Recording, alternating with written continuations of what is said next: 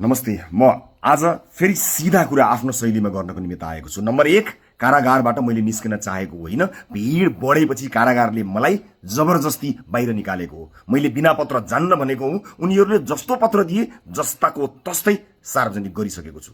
Number 2, आजै मैले नेपाल प्रहरी र सशस्त्र प्रहरीका प्रमुखज्यूहरूलाई आइजीहरूलाई भनेको छु, मलाई तपाईहरूले आफ्नो कस्टडीमा राख्नुहोस्, नियन्त्रणमा लिनुहोस् या कारागार पठाउनुहोस्।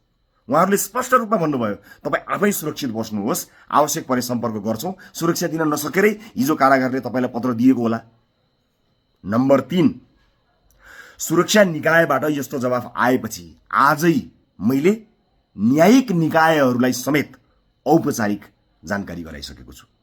नम्बर 4, म सरकार बनाउने, सरकारमा जाने कुनै पनि दौडमा छैन। कसैसँग कतै कुनै बैठक गरेको छैन। मेरो नाममा कसैले विवाद गर्न जरुरी छैन। म यो रेसमा छैन भनेर धेरै पटक भनिसके। रेसमा नआओस् भनेर डिफेम गर्न पर्दैन। म यो रेसमा छँदै छैन। तर यो देश रहनुपर्छ, लोकतन्त्र रहनुपर्छ, नागरिक सर्वोच्चता रहनुपर्छ। यो कुरामा म कसैसँग नडराई दरोसँग उभिने ताकत बाँचुन जेल राख्नेछु। नम्बर 5, यो आन्दोलन जेनजीको हो र अबको नेतृत्व जेनजीले नै तय गरोस्। म आफ्नो मुद्दा कानुनी माध्यमबाट नै लडिरहेको छु, लडिरहनेछु।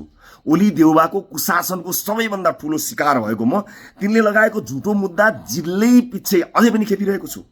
जनताले ओली देउबालाई खेदेर लखेटे, तर तिनले लगाएको झुटो मुद्दा मेरो टाउकोमा अझै हटेको छैन। सरकार छैन, सुरक्षा निकाय सुरक्षा दिन सक्दिन, आफै सुरक्षित बस भन्छ। कारागार प्रशासन मलाई निस्केर बाटोमा जा भन्छ। जहाँ एउटा ठूलो भिड हातमा आगो लिएर आक्रोश लिएर निस्किएको छ। अब भन्नुहोस्, मैले बाँच्न पाउने कि नपाउने? कांग्रेस एमालेबाट जेनजीसम्म आइपुग्दा पनि म माथिको अन्याय नरोकिने नै हो त यो देशमा?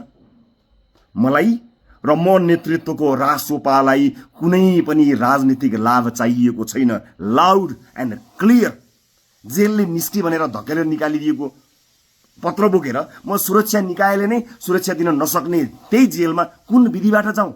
विधिमा लाग्छु। आई रिपिट, यो देश रहनुपर्छ, लोकतन्त्र रहनुपर्छ, नागरिक सर्वोच्चता रहनुपर्छ, मानवाधिकार, व्यक्तिगत स्वतन्त्रता, सुशासन, खुल्ला र पारदर्शी समाज जस्ता लोकतन्त्रका आधारभूत स्तम्भहरूमा चाहिँ नो कम्प्रोमाइज। एउटा नेताको पछाडि कहिले लाखौंको भिड हुन्छ, कहिले ऊ एक्लै खडा हुनुपर्छ। रवि लामिछाने दुवैका लागि तयार भएर मात्रै राजनीतिको मैदानमा आएको भुइँ मान्छे हो, जो कहिले लुकेर बसेन, सधैँ जनताको आमने सामने रह्यो। यिनले कालकोठरीमा थुन्दा पनि यिनको मुटु हल्लिने गरी वक्तव्य निकालेर भ्रष्टहरूलाई ललकारेको मान्छे हो म। नबिर्सिनुहोला, आजभन्दा 2-3 दिन अगाडिसम्म पनि राजनीतिक प्रतिशोध भयो भनेर यस देशका झण्डै 40 लाख मानिसले हस्ताक्षर गरेर एकबद्धता जनाएका छन्।